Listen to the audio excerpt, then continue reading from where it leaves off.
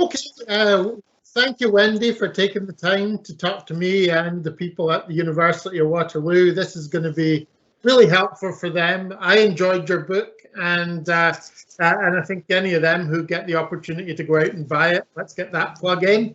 Earl, that I think that it's worth them reading. It's a great story, and it starts with you describing how you arrived at the views that you hold and the journey that you took to get there.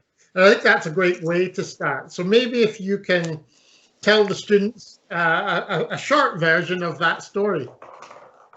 Sure. Okay. Yeah. So the reason I'm writing a book that's a memoir is because I find it hard to explain why I have the views I do now without, using my own story as a way to drive that. So I started coding when I was about 12. I was building simple websites at first, but then got really into open source software, and then just fell pretty deep into the culture of programming. And I really believed that that was my calling, and that programming would lead me to some sort of higher life path. That it wasn't just a job, but it was about that if I was going to be able to make a lot of money from it, that it would be kind of righteous because I would be doing something so amazing, so useful for the world. I read a lot of Paul Graham essays and other, people who wrote about technology in this very, very celebratory way, and it made me feel like I was part of something special. And so for me, it wasn't just about programming as a hobby, and it wasn't just a job. It was I thought something deeper, something really important to the world. And in university, I studied computer science and math at McGill. And then in my third summer, I interned at Google in San Francisco. And that was my introduction to the Bay Area tech scene. And the thing about Google is that at least during the time when I was doing it in 2013, Google had this great reputation. And everyone was telling me that it was this amazing company to work for, and I was so lucky. And so I really believed that I would feel lucky. And then I get there, and the perks are nice, and it did feel like I was part of something really cool. The recruiters are really good at selling this vision to you, but at the same time, there was always this kind of unease working there in a city that had such high levels of homelessness and poverty. And at the same time, knowing that my company has produced all these billionaires and multimillionaires just because they happened to be there at the right time, there was always something about it that made me feel really uncomfortable. And also looking around and seeing that, most of the software engineers are white men who come from fairly privileged backgrounds, whereas a lot of the service workers, they are people of color. A lot of them are women, and they're clearly not benefiting from the meteoric rise of Google in a way that some of these other people who went to Stanford are benefiting. And I wasn't really sure how to feel about that, because everywhere I looked, all the institutions, all the people in power made it seem like that was fine, that was normal. Wealth inequality is a thing to be celebrated. But it didn't really quite sit right with me. I just didn't really know what to do about it.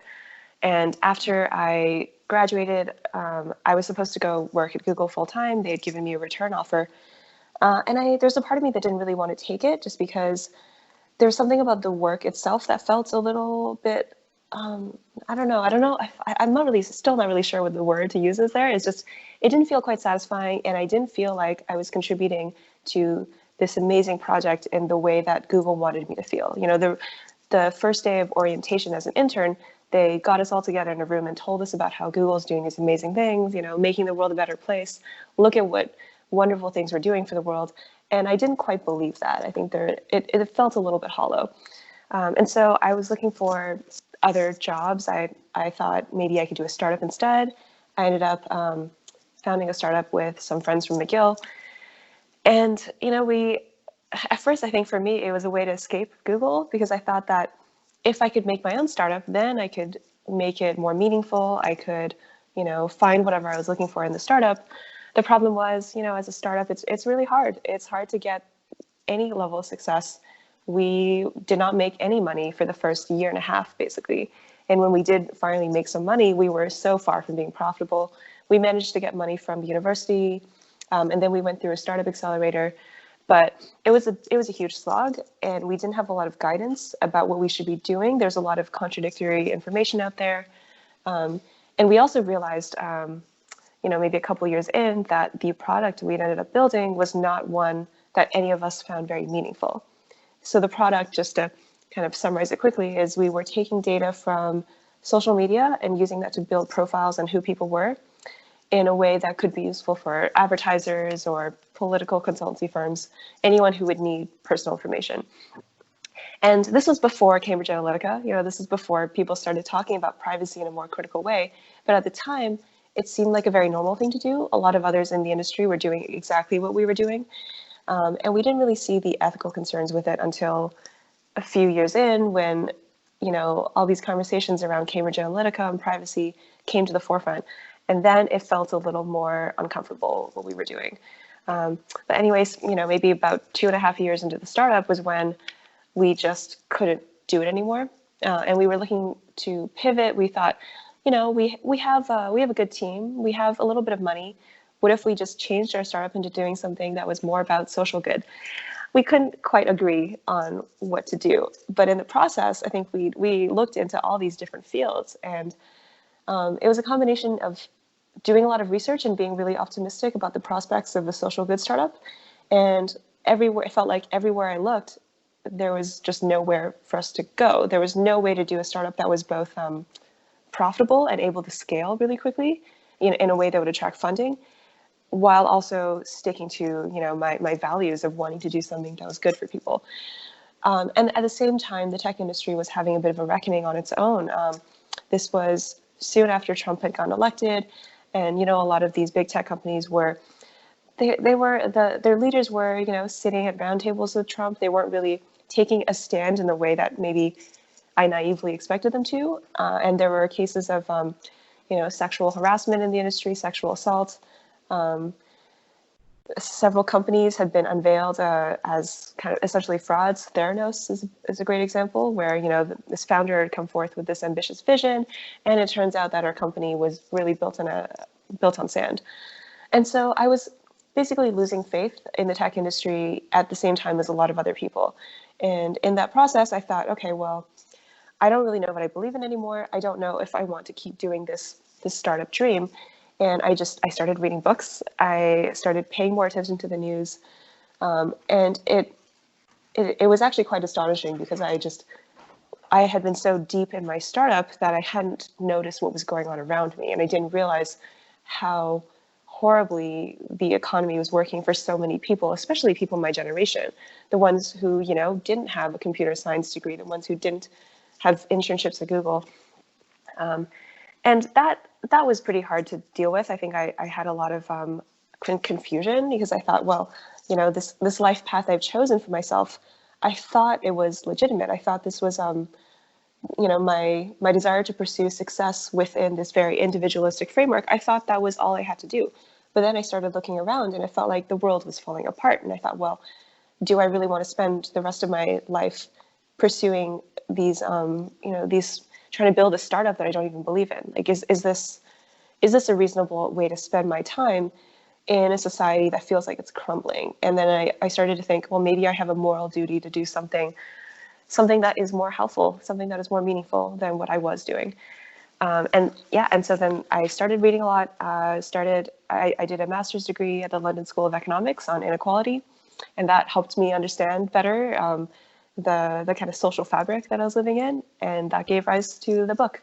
So I wrote the book partly as a way to help myself understand the kind of transition I'd gone through, because it was a pretty confusing transition. And when I speak to friends today, sometimes they still don't quite understand what has happened, especially friends in the tech industry, right? Because for a while I believed the same things as them, and it wasn't even worth talking about because it was just so ingrained, it was so natural. And now I have kind of the opposite worldview, and it's a tricky one to explain in a few words. Yeah, but it is really well explained inside your book, because I quite enjoyed reading it. The path was, it's an interesting story. It's very logical as well, but it's very, I think, easy to understand when you read the book. But it's also, your description there seemed very logical and easy to understand too.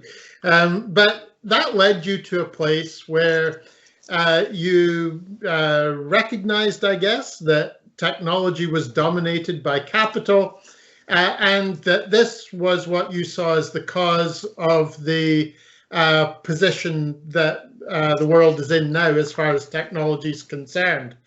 And so I was keen to maybe have you say a little bit more about that, but also to perhaps draw the link between that and the way that technology develops in society today. How does that lead to the specific technology that we have now? Okay, great question. So I guess before I give my perspective, it's useful to clarify some definitions, right? Because this is it's a controversial topic just to talk about capitalism. It is everyone has a different definition, and so the definitions that I kind of use are in the book. I mentioned Nancy Fraser, who's critical theorist, philosopher, and her definition of capitalism is one that is, I guess you could call it Marxist feminist, where she recognizes capitalism as a system that enshrines the accumulation of capital, a system whose main goal is just to help capital to keep accumulating, and that's done through the system of wage labor, right? So you have people who own capital and people who don't, and the ones who don't own capital have to sell their labor, and that's a bit of a simplistic explanation, but that's the gist of it. And then what Nancy Fraser adds to that traditionally Marxist explanation is that capitalism is not just an economic system, it's also a social system. And she uses the words institutionalized social order. And I find that a really useful way to think about capitalism, in that it's not just the way you go to work. It's not just how we buy things. It's also about the kind of social background conditions that entwine with the market and everything else we think of as capitalism. And what that means is things like the role of women in society, and the fact that women have traditionally been responsible for certain kinds of work that is not counted as work, right? Domestic work, that's part of capitalism. And I think that's a useful perspective when looking at the tech industry, because then if we understand the system in which the tech industry has arisen, then it kind of clarifies why things work the way they do. For one, I mean, why are there so few women in the tech industry? Well, why are there so few women who are in any high-paying jobs in general, right? I think we have to look at the history of capitalism and how it's evolved in tandem with, the role of women in society, and just racialized dynamics that have led to certain people of certain races not being given access to wealth. And then in terms of how technology is developed, I think it's important to remember where the money comes from in the tech industry and what the expectations are with that money. Because if you're starting a startup, you're not given, a grant usually. Like some startups might have access to grants, but the overwhelming majority of the money that you have access to as a startup is in the form of venture capital or, things kind of in that realm. And the goal of that money is to get a return. And so the way VCs work is they'll invest in a lot of different companies, most of them with very little chance of actually making it, and they know that.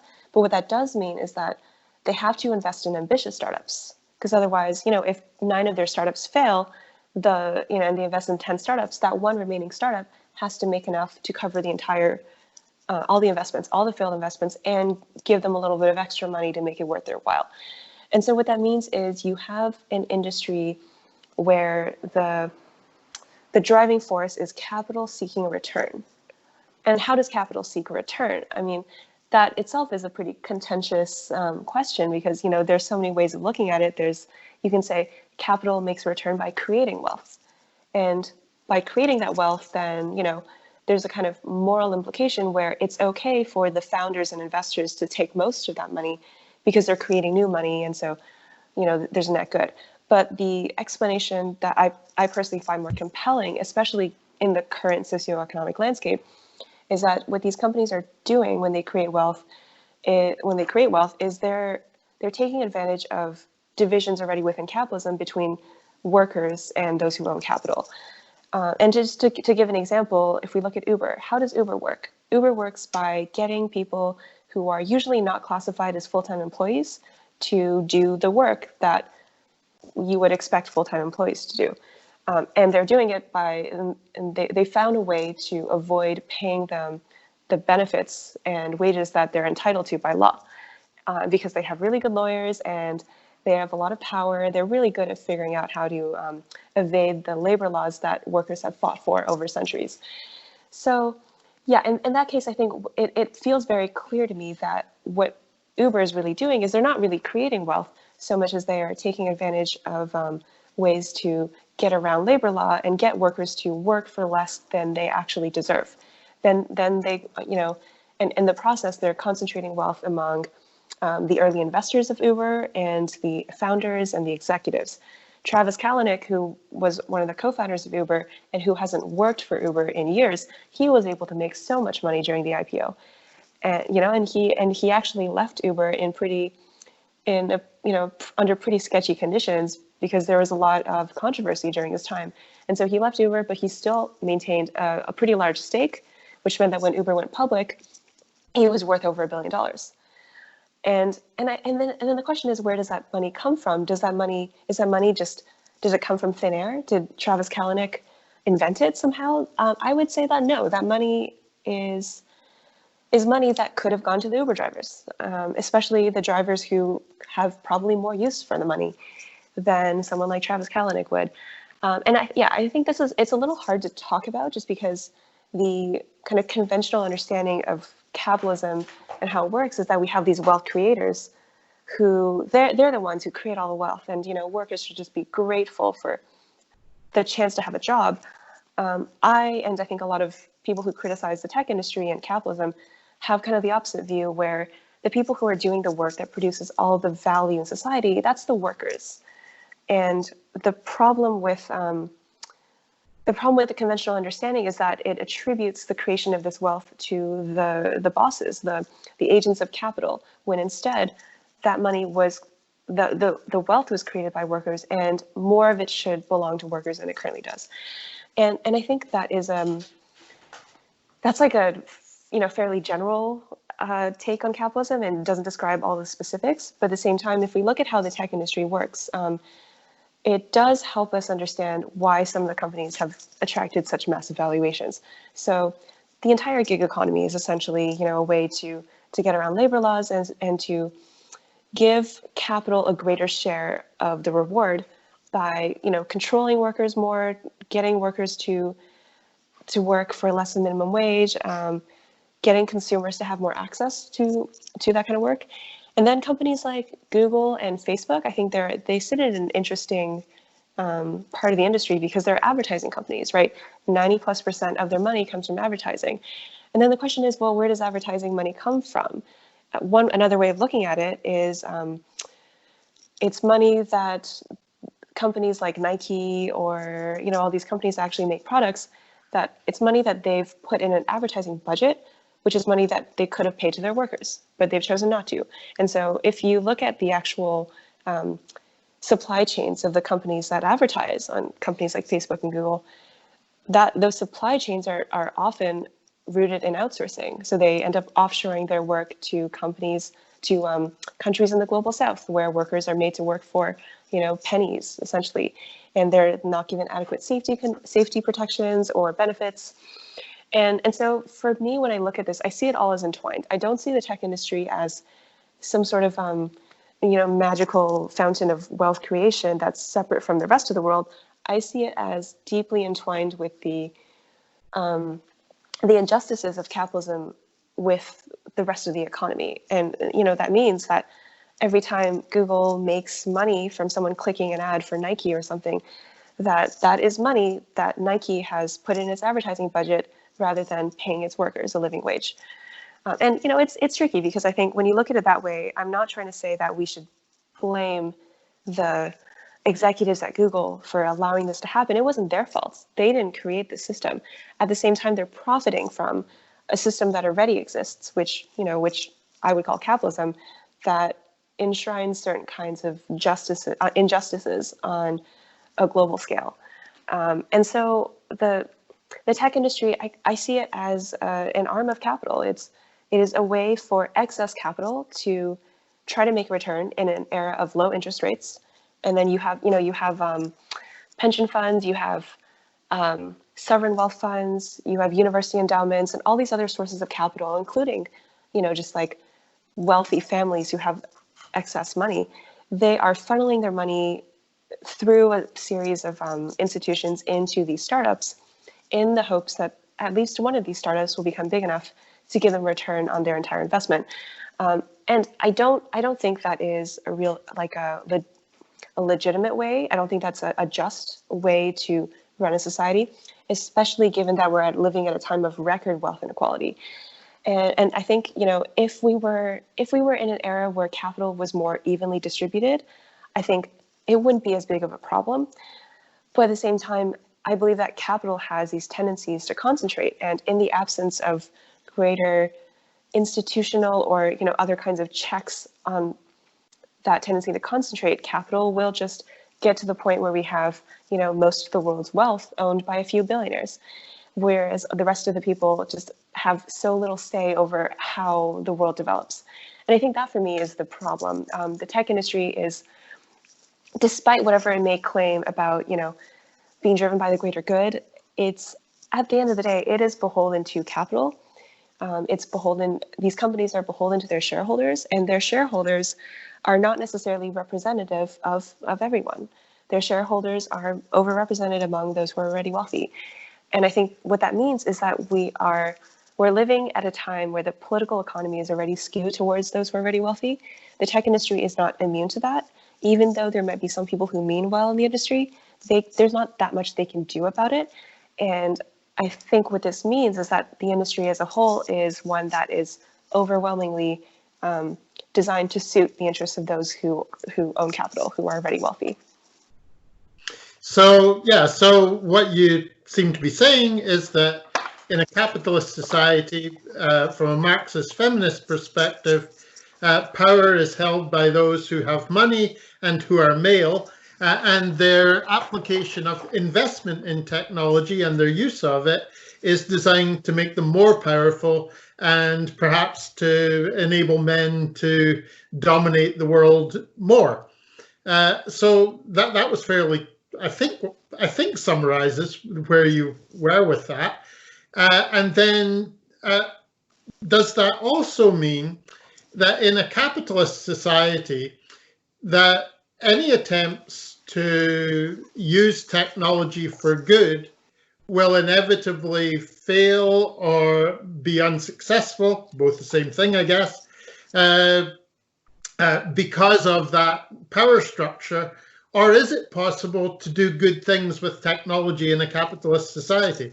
Yeah, that's a great question. So for me, when I think about the workings of capitalism, I don't think of it as this kind of totalizing monolithic thing. I think it's a general description. It's like describing, a model of a system, which doesn't account for all the specifics. And because of that, I think there is room for things that challenge the status quo. I think it is quite possible for technology to be funded with the intention of actually disrupting kind of the practices that have led to the problems with the way the tech industry works now.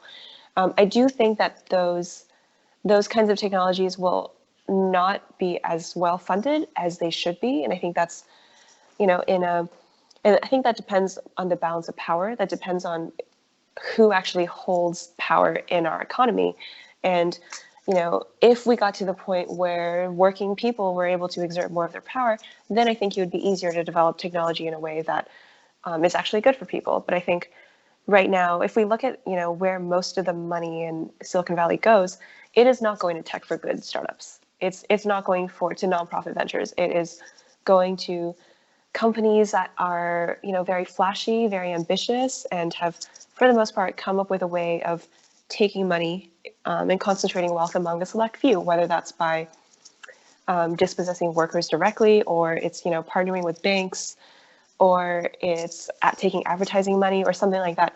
These companies, the companies that are going to get most of the funding, are the ones that have dominated some sort of infrastructure that is relevant to how society works.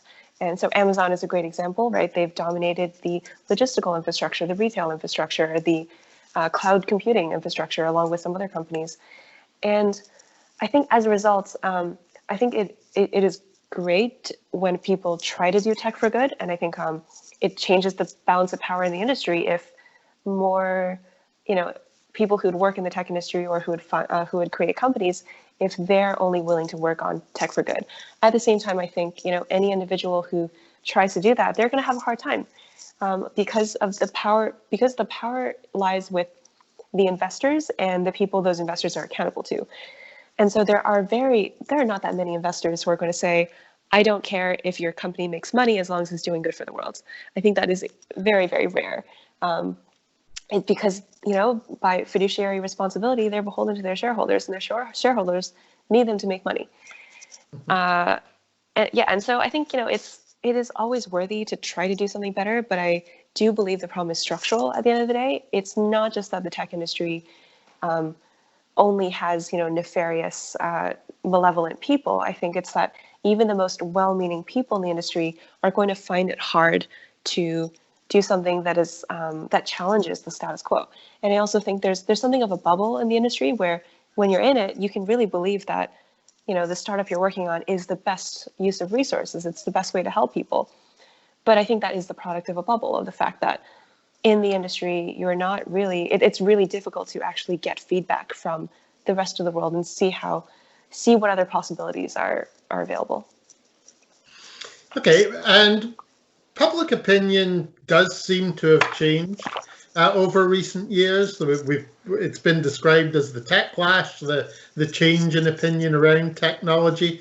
How do you see that? Do you have any views on where that might go, or the impact that it might have on the industry, or how do you feel about it?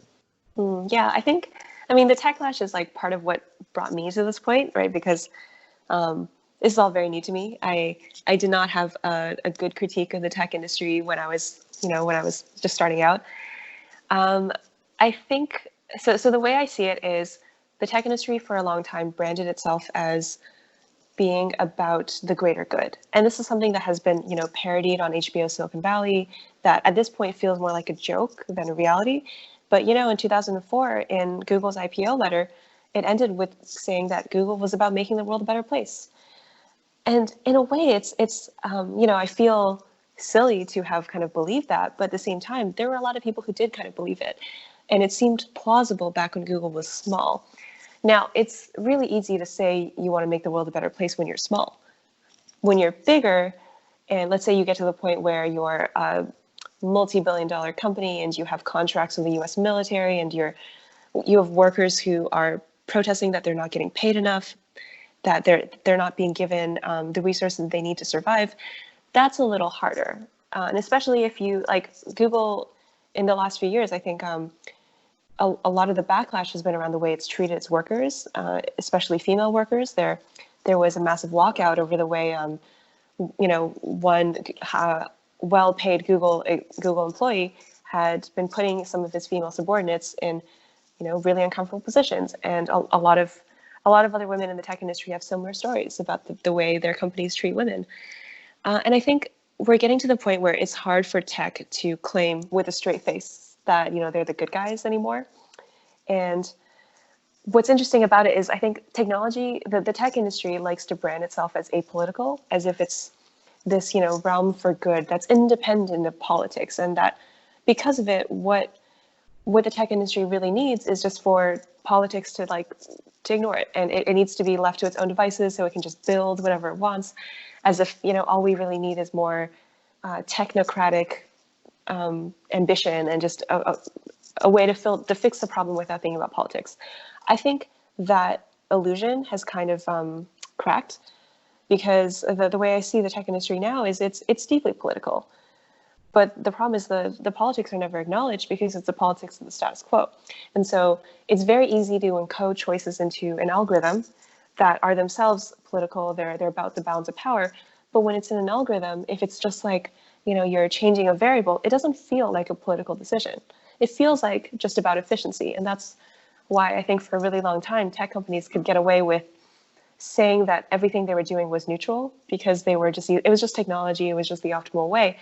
But of course, the very definition of what is efficient or what is optimal is itself a political decision. And I think the techlash is partly grounded in recognition that some of the decisions that the tech industry has been making, under the guise of neutrality, are not actually neutral, and they, in fact, might be actively harmful to certain people.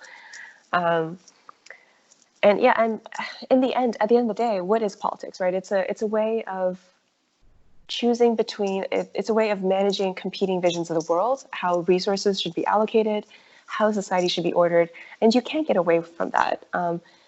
Calling something an algorithm doesn't necessarily make it neutral. It just means it's following certain rules. And I think the last few years of this techlash, it's been driven by people recognizing that the tech industry is beholden to the same kinds of power struggles that are in effect in the rest of the economy. And what that means is that we're living at a time when the labor movement is extremely weak. And so tech companies, some of them at least, have been able to make their money on the backs of workers who are underpaid and undervalued and don't have enough protection to complain about it and organize in a strategic way. And I think that's what we're seeing with Amazon the last few weeks during this pandemic. I mean, I feel like a lot of the techlash has been driven by the way these companies are treating their workers. Jeff Bezos is only getting wealthier and his company is only getting more powerful, but workers are dying on the job because they're not getting the protective equipment or the conditions that they need. And I think that that is like a big part of the techlash today, the recognition that what's good for the bosses and the executives, the investors, the powerful people in the industry, that's not necessarily the same as what's good for everyone in the industry, or even the people who are customers or consumers or users in some way. So yeah, I think the techlash is partly a product of the industry's rhetoric, really lofty and benevolent rhetoric, which was never quite true, but it was easy to believe it when the industry was small. But now that the industry is so big and so powerful, it's becoming increasingly clear that it cannot live up to those values if it ever could.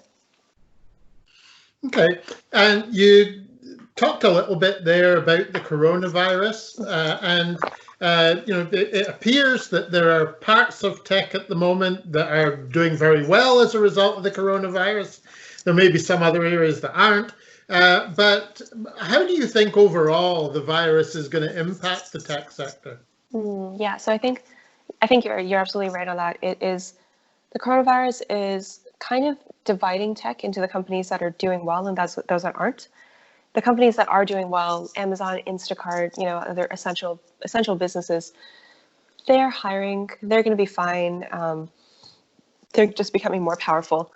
At the same time, we have companies like Yelp, Airbnb, all these scooter companies that have catapulted to really incredible valuations on the basis of what investors expected to be profitable businesses. But at the same time, they're very vulnerable to things like changes in consumer behavior. And so now that people aren't traveling, people aren't going to restaurants, these companies have had to make massive changes. Airbnb has laid off 25% of its workforce. Uber, because Uber relies so much on people traveling from place to place, they've had to do a bunch of layoffs as well. And it's unclear what the future of these companies is going to look like. And I think the thing that I'm worried about is how it's going to change the labor market for software engineers, right? It's hard to tell at this point, but the trends even before coronavirus are that a lot of these companies were moving more towards contract workers. And so the promise of the six-figure job right out of college where you have a lot of autonomy and you can only see yourself moving up the career ladder, I think that promise is shrinking and has been for a while, especially as the industry gets bigger and more people are drawn to it, because how else are they going to find a well-paying job? And what that means is these companies they don't have to be as generous. They can choose to give 6-month contracts for not very much money to workers who don't necessarily have the standard resume. And a lot of these companies were doing that even before coronavirus, but I think that they're going to be doing more of it afterwards, especially as we have this rise of remote work as it becomes very clear that a lot of these companies can operate remotely, well then, I wouldn't be surprised if after this is over, we're going to see a lot of companies switch to offshoring to, Eastern Europe or China or places where they can get away with paying workers less than, say, the Bay Area. And so I'm definitely worried about that. I think that could lead to a decrease in solidarity as workers become more competitive and realize that, they're all competing for a small number of well-paid jobs. That is pretty worrisome. At the same time, I think this does offer opportunities for solidarity in different ways. As an example, Tim Bray, he was a VP at Amazon and a software engineer who resigned, I believe, last week or just earlier this month because he had seen the way Amazon was treating its warehouse workers who were trying to organize. And he said, well, I can't do this anymore. He connected the way Amazon was treating its workers to this lack of ethics in the company in general. And I think that feels like an illustration of a larger point where the companies that are doing well right now, why are they doing well? Are they doing well because they're treating their workers well? It doesn't seem like it's the pattern. I think what we're instead seeing is companies that are doing well, quite a few of them, their profit margins are directly correlated to the fact that they're not paying their workers as much as they deserve. And that itself is this kind of ethical conundrum that I hope more tech workers, are aware of. In the last few years, we've been seeing the rise of tech workers organizing for more than just their own wages, but instead for things like workplace conditions, their coworkers are being sexually harassed, or things like ethical concerns with the products that they're making. A lot of Google workers were really unhappy that their company was partnering with the US military.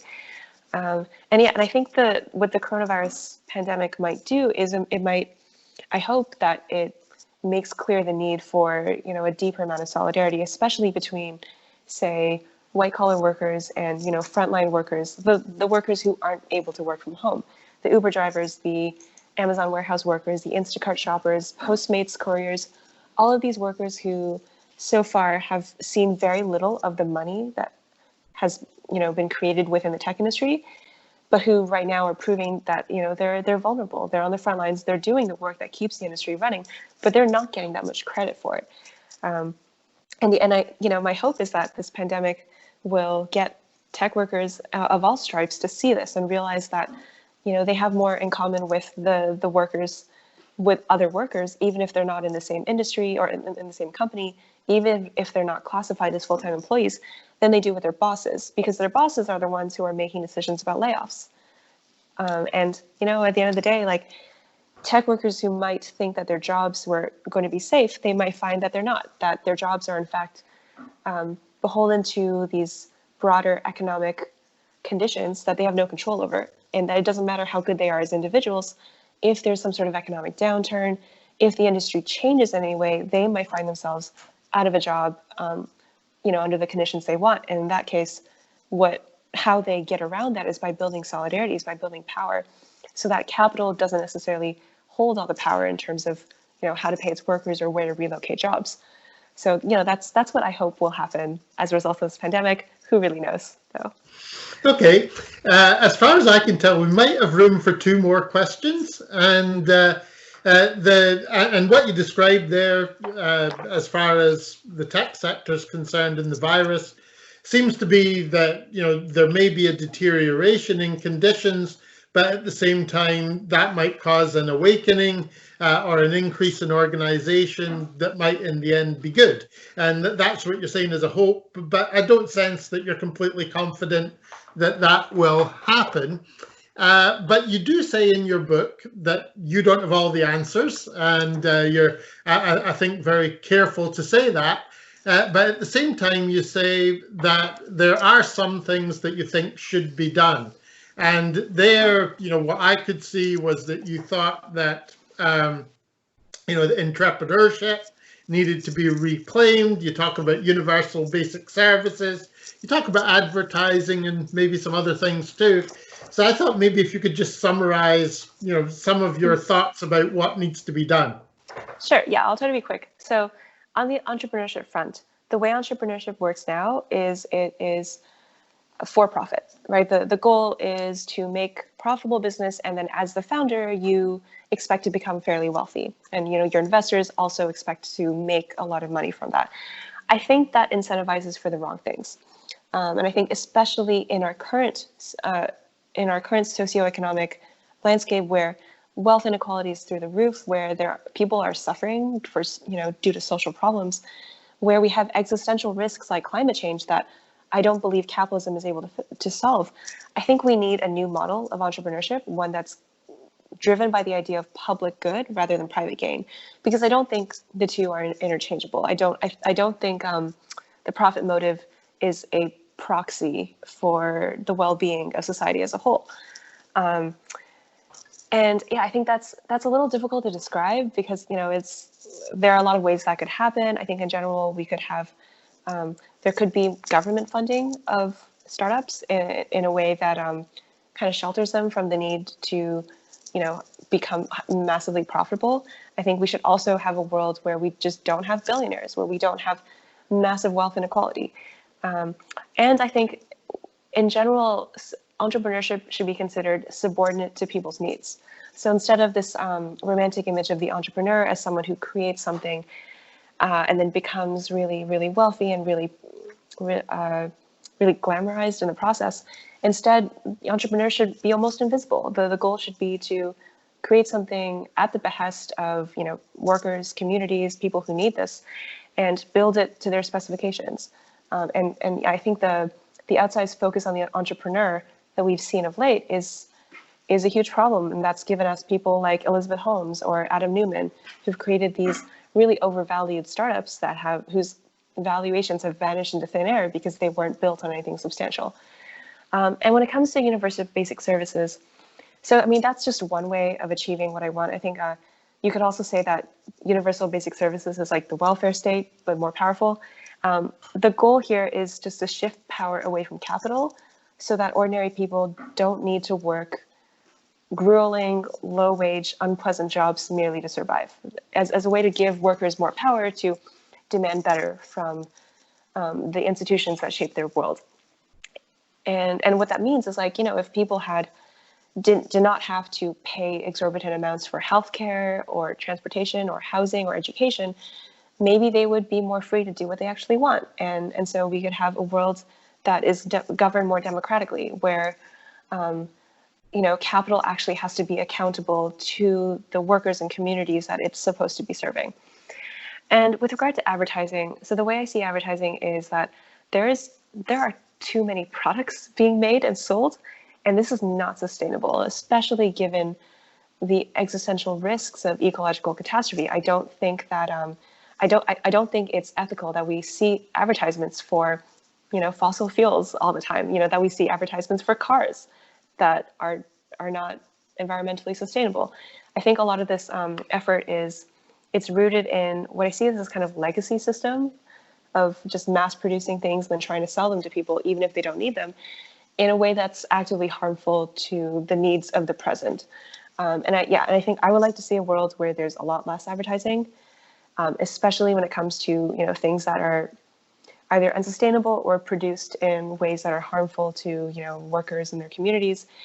And I think companies like Google and Facebook, first of all, should not be making that much money, but also could be funded in different ways.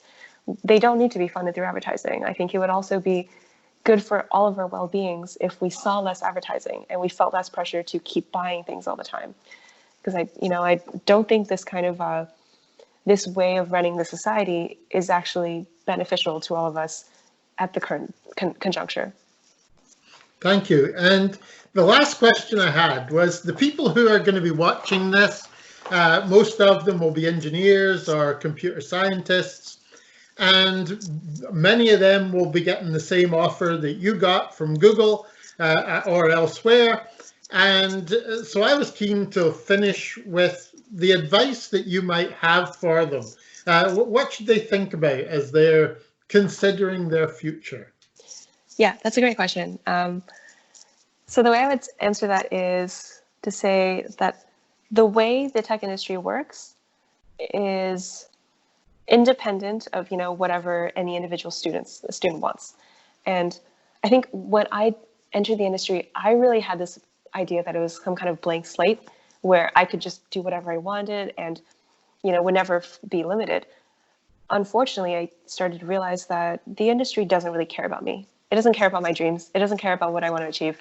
And I think a lot of people who are in the industry now, have come to that realization, and it's pretty hard because I personally still have a lot of hope for people who do enter the industry and who have the technical skills to, build useful things. I don't think the industry is structurally set up to realize those dreams. I think the point of the industry right now is to, help the people in power maintain their power. And sometimes that is in contradiction to what individuals want. If you're driven by this idea of actually making the world a better place, you will find that the industry doesn't care. And that is, in fact, unprofitable to make the world a better place. And so, the problem is that capitalism does not internalize any sort of morality. And that means that anyone who's driven by a sense of morality and wanting to do the right thing will find it very difficult to succeed within the rules of the game as they are now. And I think a lot of people who've quit the tech industry in recent years have realized that, right? There are people who've been working at Google for over a decade who are now realizing that it's like, oh, even though I thought this company actually cared about me and the world, it doesn't. And the problem with startups is that startups too are quite limiting. There's, if you want to take money from investors, you're going to have a very hard time taking money for something that doesn't already align with what they think is relevant and what they think will be profitable. And I think it's really hard, but I don't want to discourage people too much. I think, I really want to see the industry become better. And I don't think that's going to happen unless the people who join the industry actively push to make it better, whether that's by doing their best to start startups that are grounded in social good, or working at companies like Google and like organizing from within to try to build power with their colleagues to push back against management whenever they need to, or, taking jobs at nonprofits or in academia or something, doing research to figure out how the industry works and what can be done to rein it in. I think there's a lot of potential for people who, actually want to make the world a better place. I just think that sometimes that potential can only be realized by working against the grain, by being disruptive, you could say. And instead of just following the career ladder that's available to them, sometimes it's necessary to do something a little radical, do something, that your boss won't like.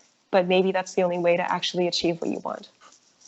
Absolutely. And that's what you've done. It's what your book does. And I have to just say again, I really did enjoy reading your book, and so I hope others will take the opportunity to buy it. But thank you for taking the time to talk to me today, Wendy. I appreciate it. It's valuable for students at Waterloo. So, thanks again. Thank you so much for asking me. I really enjoyed this.